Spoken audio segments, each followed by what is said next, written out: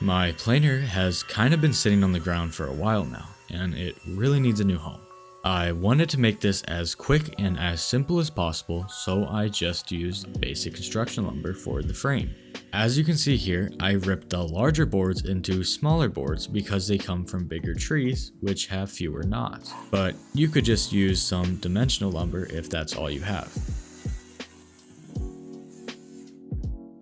I cross-cut them to rough size with my circular saw and a square.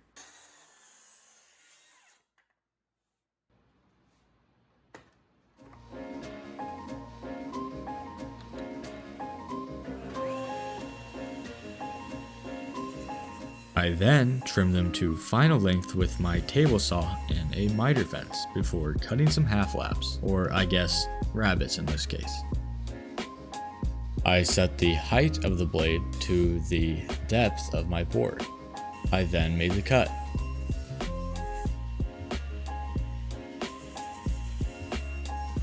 After cutting the short ends with the table saw, I cut the long side with my Japanese pole saw.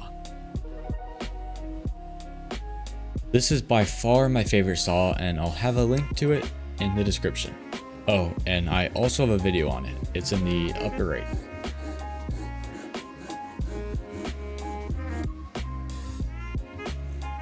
I then used some chisels to make the fit perfect-ish.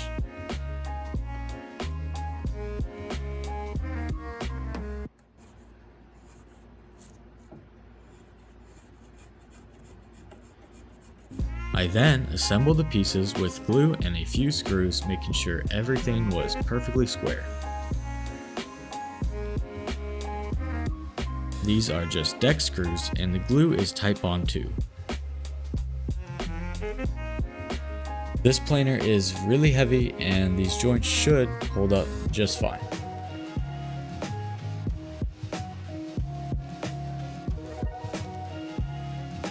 All the time you spend making it perfectly square is going to remove so many headaches down the road, especially with the drawers.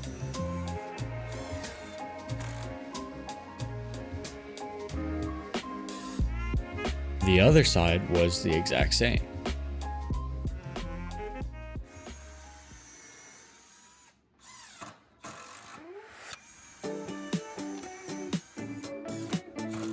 The bottom stretcher is laid flat so the casters have something wide to sit on, and although these are butt joints, almost half the force will go into the vertical pieces. You'll see later. For the side stretchers, I used pocket screws, which will be plenty strong in this case.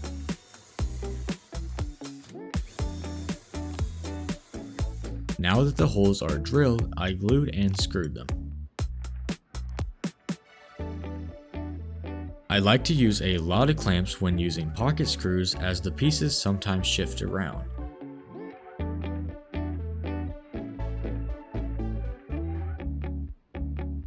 Then I screwed them all in.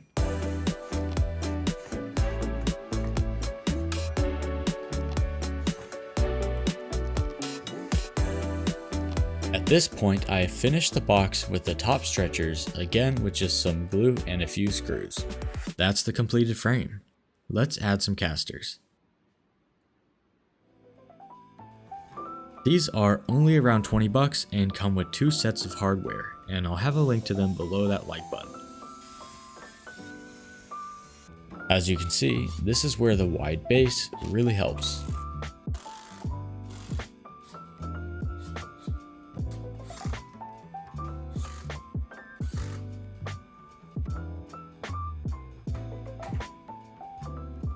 I then started working on the top. This is just some cheap plywood, and I cut it out using my track saw. I have a video on this saw, and I'll put that in the description.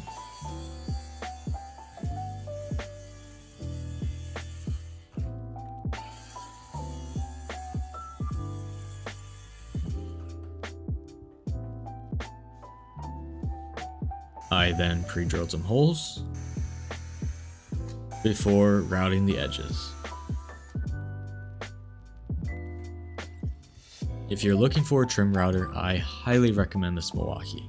Its fine adjustment is a nice feature, and the lack of a cord is really nice. This is a 1/4 inch round over bit, and I used it on the top and the bottom.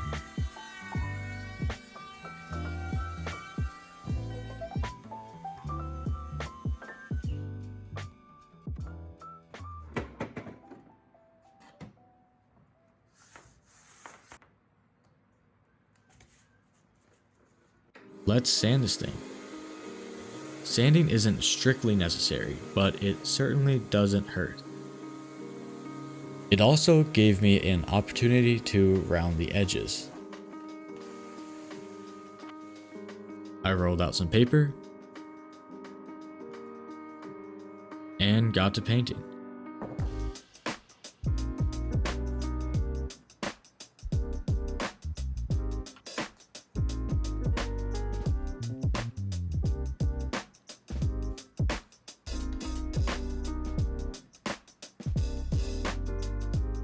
I chose this glossy black since it matched my rolling tool chest. While that dried, I sanded the top up to 180 and gave it a coat of Halcyon Clear. Halcyon Clear is great because it dries fast, which allowed me to do 2 coats in one day. So after the first coat, I sanded and used another coat.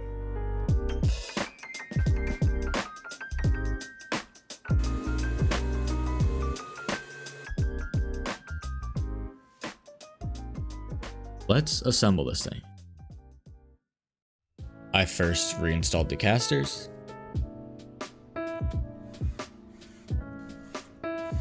then flipped it over, and screwed the top back on.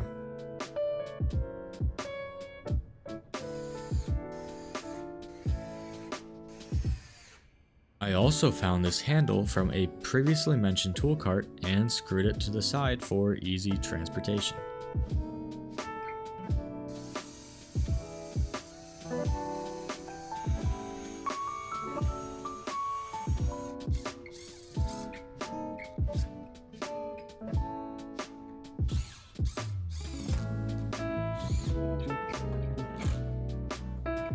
And there you go, it's done.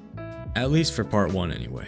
Part 1 of this build only took a few hours and was mostly built with scraps. Part 2 will be on a bake of drawers for this stand, so subscribe if you want to see that. I really hope you learned something new or at least enjoyed the video. Thanks for watching and have a great day.